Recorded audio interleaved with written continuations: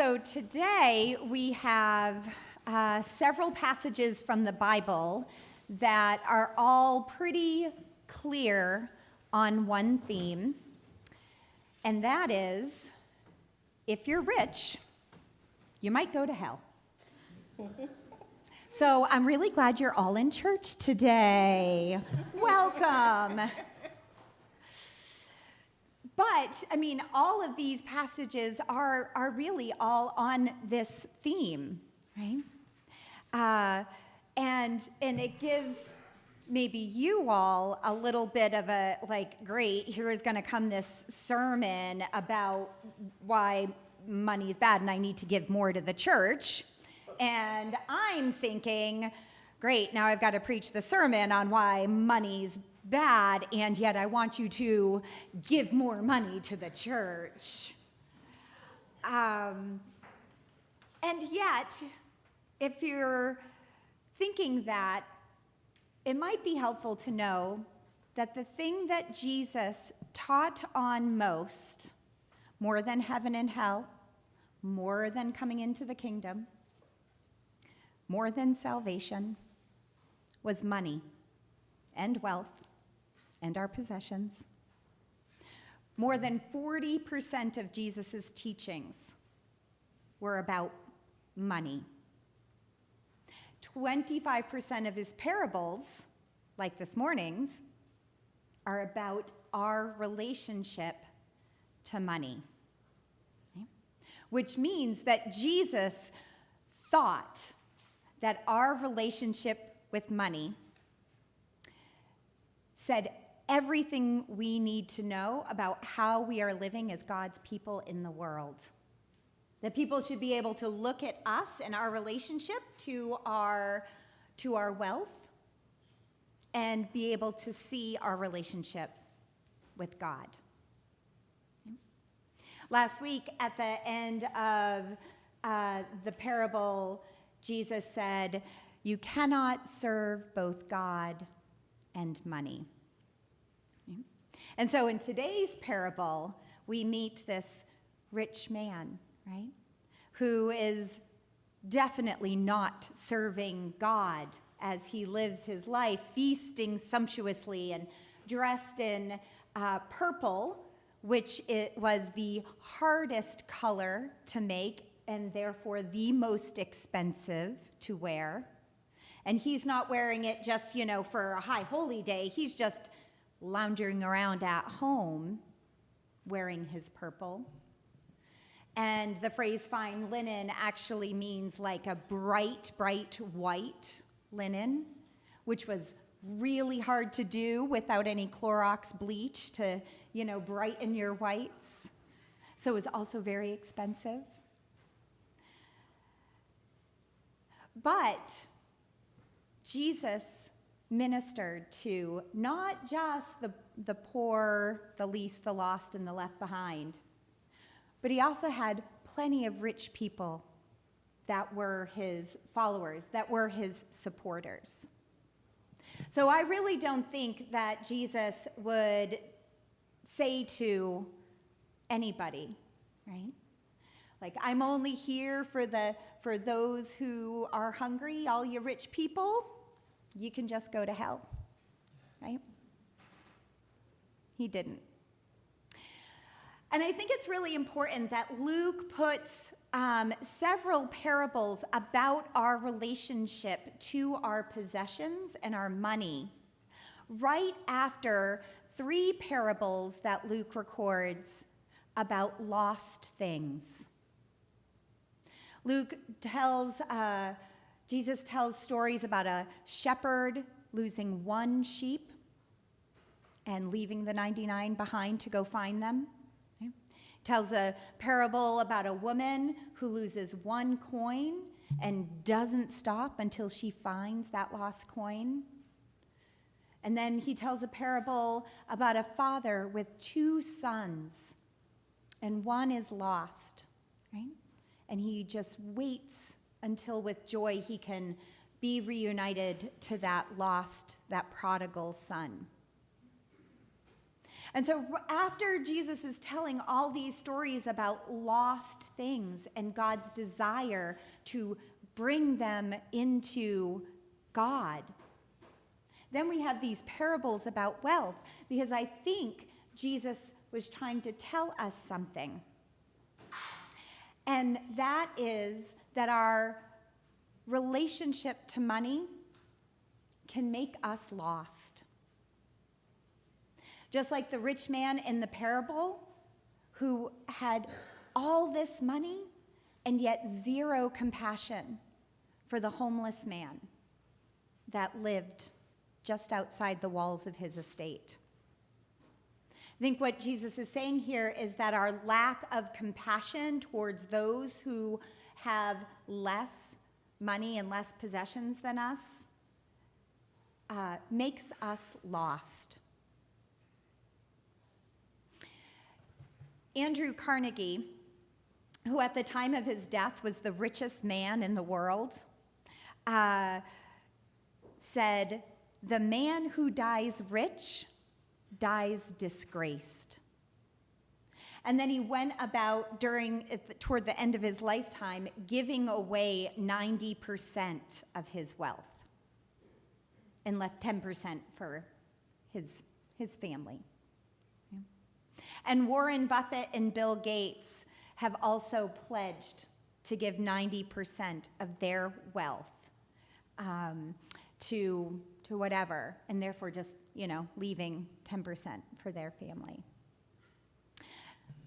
And we don't really need to feel too bad for their families, frankly, because, 90% of $70 billion is still $7 billion, which is a ridiculous amount of money, right? So we don't have to feel too bad for them. And Warren and Bill are trying to invite other millionaires and billionaires into this pledge to give away at least 50% of their wealth, recognizing, just as Andrew Carnegie had said, the man who dies rich dies disgraced, right? Which is what happened in the parable, right? The rich man dies, and he winds up in eternal torment. And you might be thinking, well, that's really good for Andrew Carnegie or Warren Buffett to, give away 90% of their wealth. I'm really happy for them, but that's not anything I could ever do, right? I'm not a billionaire. Any millionaires here this morning? Please? No? Nobody? All right. Yeah, so, we're not rich like that, so we might think, well, we're off the hook. Jesus is obviously not talking about us in this parable, right? But he is talking about us in this parable. Because Americans are about 90 or 95% richer than most of the world's population, right? And even just those of us sitting here today, we tend to be doing really well compared to 60 or 70% of our country, maybe more. Right? So we are rich, even if we don't want to think of ourselves as rich. We are rich, and we don't want to think about that because we know that what God would want for us to do with our wealth would be to make sure we're taking care of others with it. Okay? And that's what the chasm represents in our gospel story this morning. It's both a chasm imagined. This is an imagined story, right? There's a chasm between heaven and hell. But even more so, I think there was a chasm that was between the rich man and Lazarus that he could have bridged and didn't. And that's why the rich man is in eternal torment, right?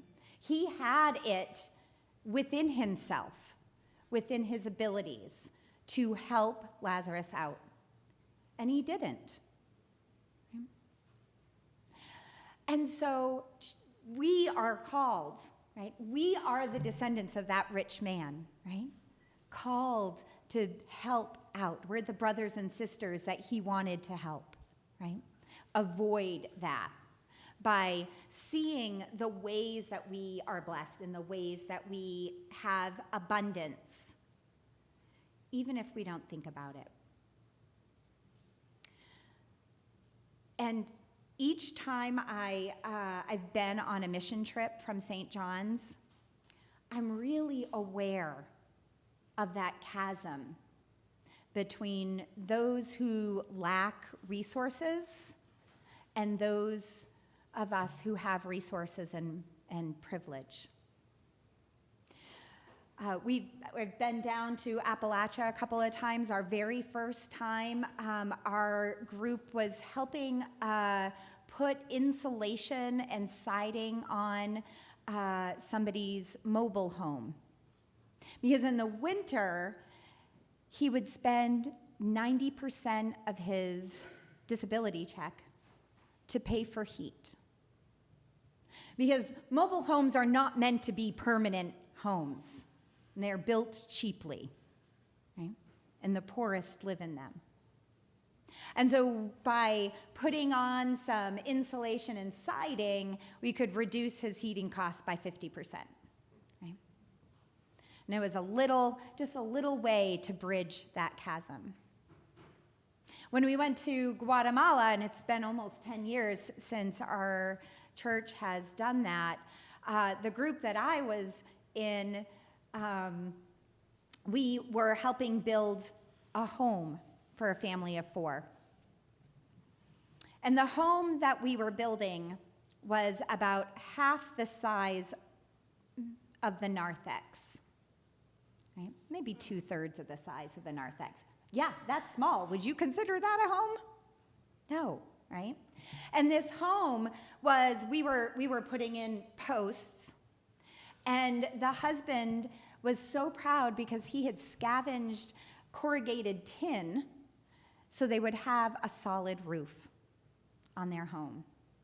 And the walls were going to be blue tarps until he could find better material.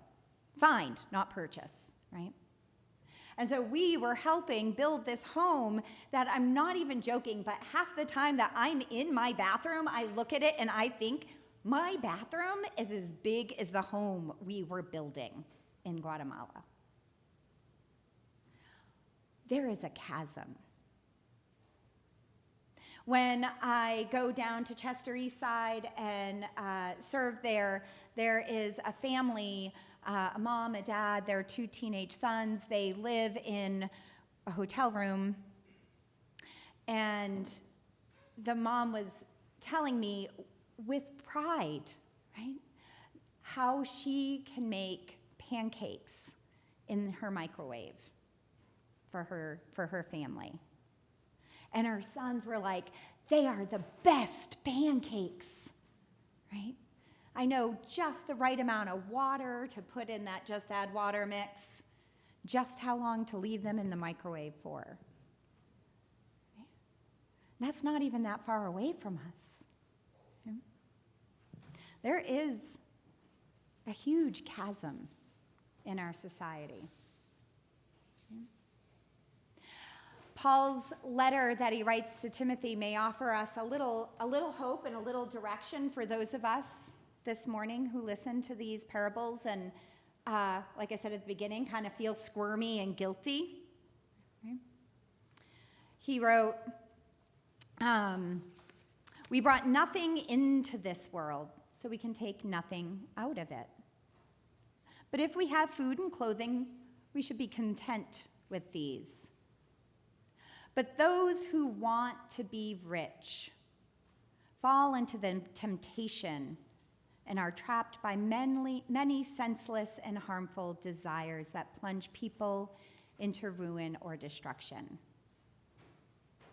So whether or not you think you are rich, chances are at some point in your life you've wanted to be rich, right? You've bought that Powerball ticket in the hopes that you'd win, right?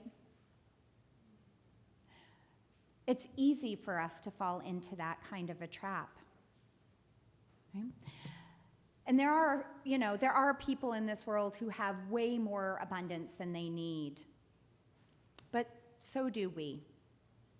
And we're called to take care of the needs of the world, or just the needs right here, right? Providing a meal for 40 or 50 people in Chester.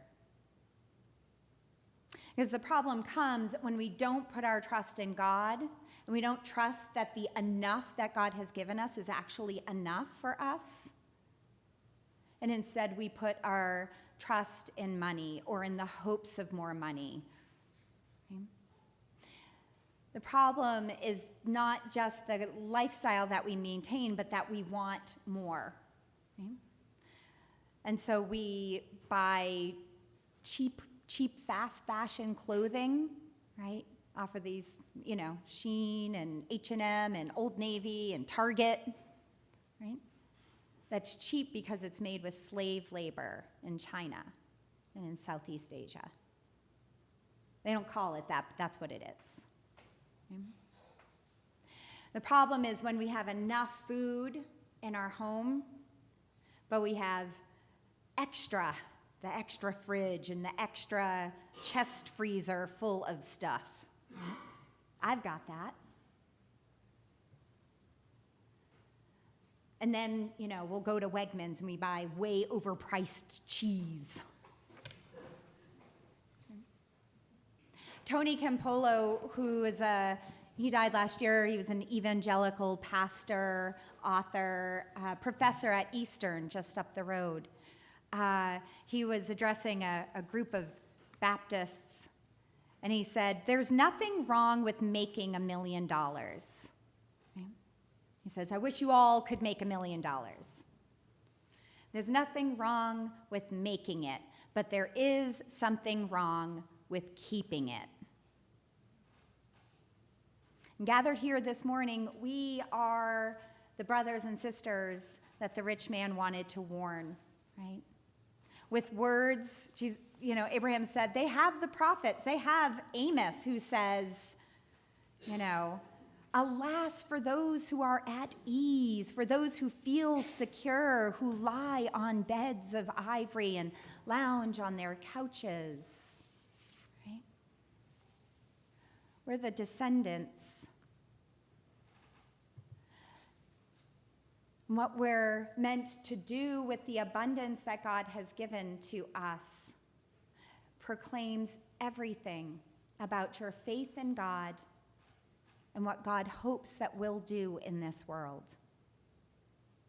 So I actually don't feel hypocritical at all to say that when you support St. John's or Chester East Side with your money, it goes to make a real difference in this world. I'm going to end with the words that Paul wrote to Timothy, because they're also written for us. "As for those who in this present age are rich, command them not to be haughty or to set their hopes on the uncertainty of riches, but rather on God, who richly provides us with everything for our enjoyment. They are to do good, to be rich in good works, generous and ready to share, thus storing up for themselves treasure of a good foundation for the future, so that they can take hold of the life